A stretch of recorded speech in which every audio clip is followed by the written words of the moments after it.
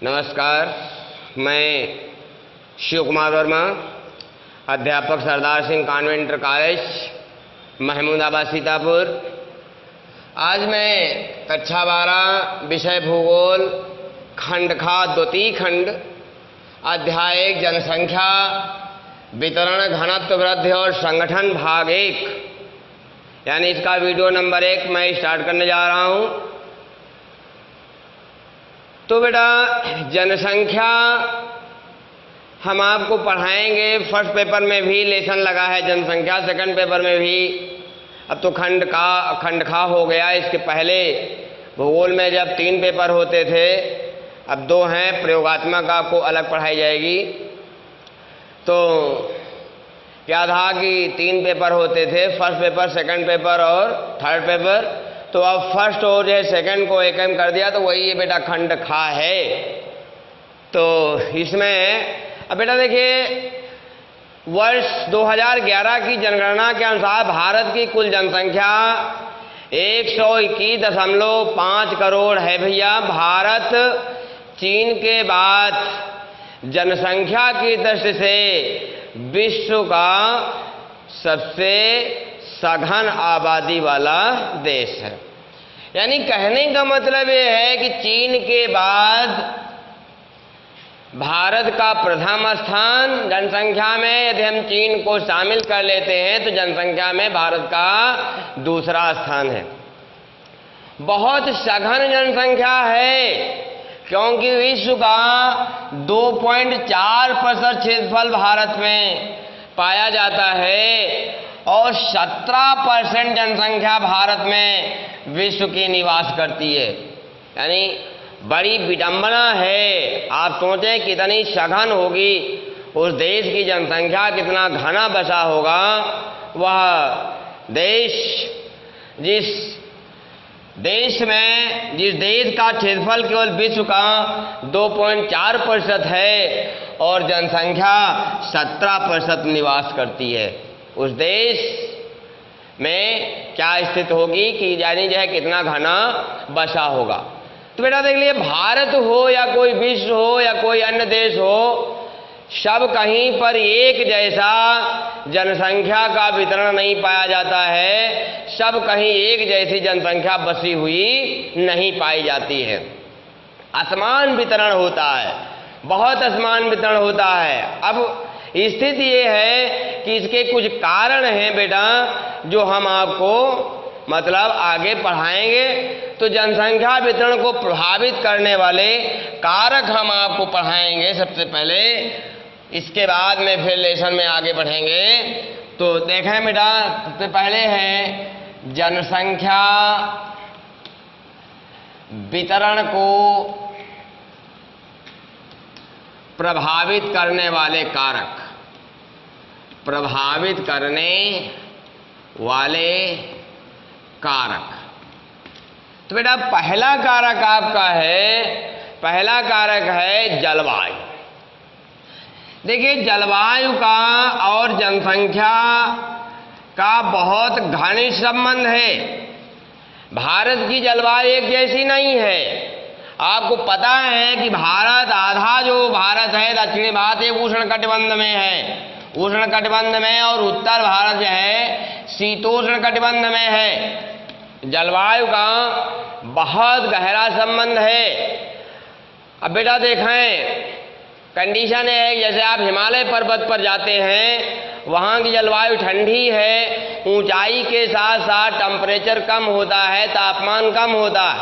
ये सभी को पता है, क्योंकि ज्यों-ज्यों हम वाटर लेवल से ऊपर की ओर जाते हैं, प्रत्येक 165 मीटर की ऊंचाई पर 1 डिग्री सेंटीग्रेड तापमान क्या होता है, कम हो जाता है, टेम्परेचर कम हो जाता है।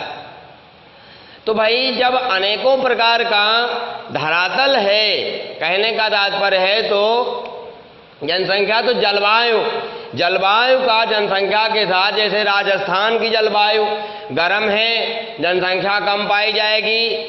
दक्षिण भारत की जलवायु गर्म, जनसंख्या कम पाई जाएगी। उत्तर भारत की समशीतोष्ण है, 6 महीने गर्मी, 6 महीने ठंडक, जनसंख्या अधिक पाई जाएगी। तो जलवायु का जनसंख्या वितरण पर जो है गहरा संबंध जो है पड़ता है या गहरा असर जो है प्रभाव पड़ता है।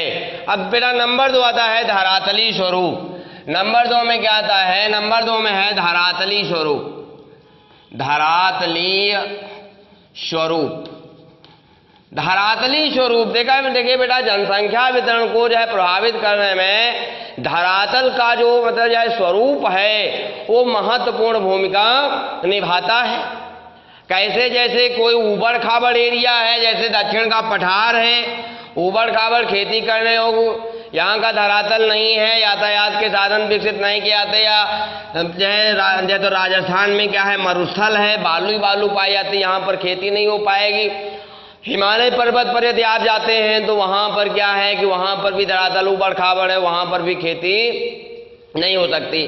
तो ऐसी स्थिति में, ऐसी कंडीशन में क्या होता है, जहाँ का धरातल समतल होता है, जैसे उत्तर प्रदेश है, बिहार है, वेस्ट बंगाल है, पंजाब है और जो है उड़ीसा है, तो इन राज्यों में जनसंख्या का घनत्व तो अधिक पाया जाता है, क्योंकि यहाँ का धरातल क्या है, समतल है और धरातल उपजाऊ है। तो कहने का जो है तात्पर्य ये है कि जहाँ का धरातल प्लेन होगा, समतल होगा, वहाँ पर जनसंख्या का यानी घनत्व तो अधिक होगा, और जहाँ पर धरातल यानी जो तो ऊबड़ खाबड़ होगा, वहाँ पर जनसंख्या कम पाई जाएगी। नेक्स्ट बिंदु बेटा है नगरीकरण। नंबर 3 में आता है नगरीकरण। तो बेटा देखिए, ग्रामीण इलाकों की अपेक्षा नगरी इलाकों में जनसंख्या अधिक पाई जाती है। तो जिन क्षेत्रों में नगर अधिक हैं, नगर हैं, महानगर हैं, तो जब ये अधिक होंगे तो वहाँ पर जनसंख्या अधिक पाई जाएगी। क्योंकि नगरों की ओर लोग पलायन क्यों करते हैं? वहाँ अच्छी शिक्षा है, अच्छी स्वास्थ्य की व्यवस्था है, वहाँ पर बेहतरीन यातायात के साधन हैं और रोजगार भी लोगों को आसानी से उपलब्ध हो जाते हैं। तो इसलिए लोग जो है नगरों की ओर पलायन करते हैं। नगरों में जनसंख्या अधिक निवास करती है, जनसंख्या का घनत्व तो अधिक पाया जाता है, क्योंकि वहाँ बहुत जो है सघन आबादी का क्षेत्र होता है, यानी जो है नगर। तो इसलिए जिन क्षेत्रों में नगर अधिक हैं वहाँ पर जनसंख्या अधिक पाई जाएगी। नेक्स्ट बिंदु बेटा है कृषि योग्य भूमि की उपलब्धता। नंबर 4 में आता है कृषि योग्य भूमि की उपलब्धता। तो कृषि योग्य भूमि बेटा, आप देखिए भारत एक जो है कृषि प्रधान देश है। यहाँ का मुख्य व्यवसाय जो है खेती करना है, और भारत की लगभग आज भी 60% जनसंख्या जो है कृषि कार्यों में लगी हुई है, यानी कृषि कार्यों से जो है क्या है समृद्ध है, यानी जो है उसी में लगी हुई है। तो ऐसी स्थिति में क्या होता है, जहाँ का धरातल उपजाऊ होता है, कृषि योग्य भूमि जहाँ पर अधिक मात्रा में पाई जाती है, जैसे आप हिमालय पर्वत पर जाएं वहाँ पर खेती योग्य भूमि कहाँ है, आप राजस्थान को जाएं वहाँ पर खेती योग्य भूमि नहीं है, आप जो है दक्षिण भारत को जाएं चाहे पठारी एरिया पर, जैसे नागपुर के पठार पर जाएं, कृषि योग्य भूमि नहीं है। तो ऐसे स्थानों पर जनसंख्या का घनत्व तो कम पाया जाएगा, यानी जनसंख्या कम निवास करेगी, क्योंकि लोगों को जो लोगों की मूल आवश्यकताएं हैं वह पूरी नहीं हो पाएंगी। मूल आवश्यकताएं आप लोग जानते हो, भोजन, कपड़ा और मकान। तो ये 3 मूलभूत आवश्यकताएं हैं, इनकी जहां पर आपूर्ति नहीं होगी वहां पर व्यक्ति रहना पसंद नहीं करेगा।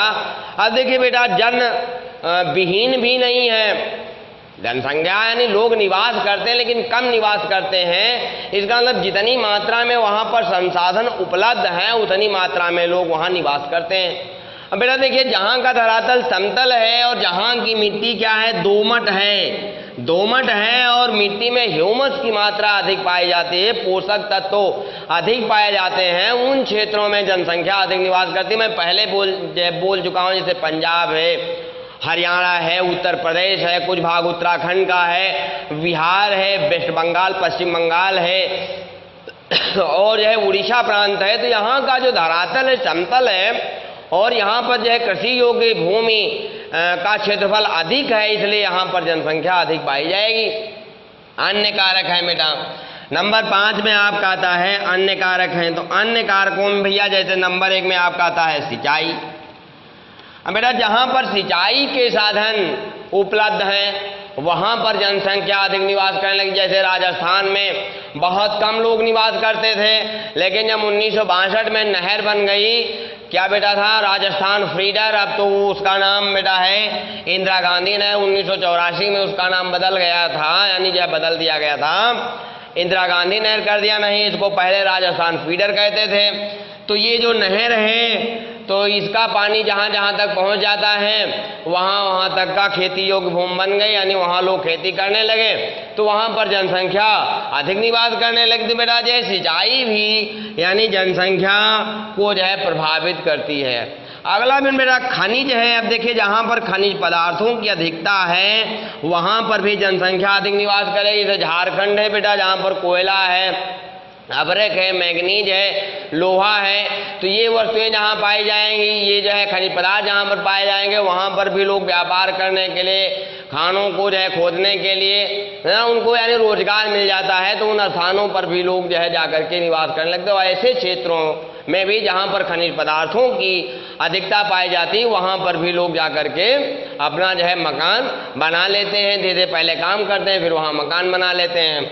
नेट बिंद में बेटा आपका नंबर 2 में खनिज आ गया। नंबर 3 बेटा जैसे उद्योग हैं, उद्योग, तो बेटा जहाँ पर उद्योग धंधों का विकास होता है वहाँ पर भी जनसंख्या जाकर के निवास करने लगती। जैसे कभी जो है 1907 ईस्वी में जमशेदपुर में है ना, 1907 ईस्वी में जमशेदपुर में जो है जमशेद जी टाटा के द्वारा एक कारखाना लगाया गया था, Tata iron and steel company. तो दो नदियों के बीच में एक कारखाना लगाया था, जो है लगाया गया था खारकोई और स्वर्णरेखा, इनके बीच में कारखाना लगाया गया था। वहाँ पहले बस्ती नहीं थी, आज बेटा एक नगर बन गया जमशेदपुर, जिसको कहा जाता है, इसको इस्पात नगरी भी कहा जाता है। तो जहाँ पर उद्योग धंधों का अधिक विस्तार होता है वहाँ पर भी जनसंख्या अधिक मात्रा में निवास करने लगती है। अब नेट बेटा ऊर्जा संसाधन है, ऊर्जा संसाधन। अब ऊर्जा संसाधन का मतलब है जहाँ पर आपका जो है विद्युत वगैरह, कोयला है, या आपका जो है क्या कहते हैं जो है पेट्रोलियम पदार्थों की उपलब्धता है, वहाँ पर भी जो है जनसंख्या का घनत्व तो बढ़ जाता है। तो इस प्रकार से हम देखते हैं कि ये जो मुख्य फैक्टर हैं, ये फैक्टर जो है जनसंख्या को जो है प्रभावित करते हैं, और ये फैक्टर जहाँ पर अच्छे हैं वहाँ पर जनसंख्या अधिक निवास करती है, और जहाँ पर ये जो है फैक्टर अच्छे नहीं पाए जाते हैं, ये बिंदु अच्छे नहीं पाए जाते हैं, वहाँ पर जनसंख्या कम निवास करती है। अब बेटा जनसंख्या घनत्व हम आपको पढ़ाएंगे। जनसंख्या घनत्व क्या है बेटा, अब आप देखें जनसंख्या घनत्व। तो जनसंख्या घनत्व किसे कहते हैं बेटा, और जनसंख्या घनत्व है क्या, और भारत का 2011 की जनगणना के अनुसार जनसंख्या घनत्व कितना है, तो हम अब पढ़ेंगे जनसंख्या का घनत्व। तो बेटा जनसंख्या का घनत्व जो है प्रति वर्ग किलोमीटर में निवास करने वाले लोगों की संख्या को जनसंख्या का घनत्व कहा जाता है।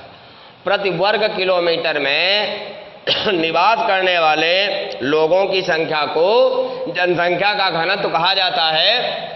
और बेटा भारत में 2011 की जनगणना के अनुसार 382 व्यक्ति प्रति वर्ग किलोमीटर जो है प्रति वर्ग किलोमीटर में निवास करते हैं, प्रति वर्ग किलोमीटर। तो ये है भारत का जनसंख्या का घनत्व 382 2011 की जनगणना के अनुसार ऐसा है। और 2001 की जनगणना के अनुसार क्या था बेटा, 325 या 324 व्यक्ति है ना बेटा, 324 व्यक्ति जो है प्रति वर्ग किलोमीटर के हिसाब से निवास करते थे, है ना। और 1911 में जो है जनसंख्या घनत्व में यानी जो है सबसे अधिक जनसंख्या बिहार राज्य में पाया जाता है। और 2001 में जो है 2001 में बेटा जब 324 व्यक्ति जो है प्रति वर्ग किलोमीटर जनसंख्या घनत्व था, तब पश्चिम बंगाल का पहला स्थान था, पश्चिम बंगाल का पहला स्थान था। तो ये बेटा जनसंख्या, तो आज बेटा क्या है, बिहार है। बिहार राज्य में भारत में सबसे अधिक जनसंख्या का घनत्व पाया जाता है। तो मैंने बता दिया प्रति वर्ग किलोमीटर में निवास करने वाले लोगों की संख्या को जनसंख्या का घनत्व कहा जाता है। बेटा ये औसत घनत्व है, ये जनसंख्या का औसत घनत्व है। और ये जनसंख्या का औसत घनत्व निकाला कैसे जाता है, तो ये बेटा 100 पर निकाला जाता है। तो ये जनसंख्या घनत्व जैसे कुल जनसंख्या है ना भैया, कुल देश की कुल जनसंख्या बटे क्या होता है, देश का क्षेत्रफल, देश का क्षेत्रफल गुणे 100 आ जाएगा। तो इस यह प्रकार से आपकी यह जनसंख्या का घनत्व निकाला जाता है। तो बेटा जनसंख्या घनत्व मैंने बताया कि सबसे ज़्यादा जनसंख्या का घनत्व इस समय बिहार में, बिहार राज्य में है। और सबसे कम जनसंख्या मैंने बताया, सबसे कम जनसंख्या का घनत्व 18 व्यक्ति प्रति वर्ग किलोमीटर है ना बेटा। 18 व्यक्ति प्रति वर्ग किलोमीटर में निवास करने वाला राज्य कौन है बेटा, अरुणाचल प्रदेश है। अरुणाचल प्रदेश, अरुणाचल प्रदेश में सबसे विरल जनसंख्या पाई जाती है 18 व्यक्ति प्रति वर्ग किलोमीटर में। 1100 से अधिक जो है जनसंख्या, 1100 व्यक्ति जो है प्रति वर्ग किलोमीटर से अधिक जनसंख्या का घनत्व बिहार राज्य में पाया जाता है। इसके आगे बेटा हम आपको कल अगले वीडियो में आपको फिर मिलेंगे। तब तक के लिए धन्यवाद, नमस्कार।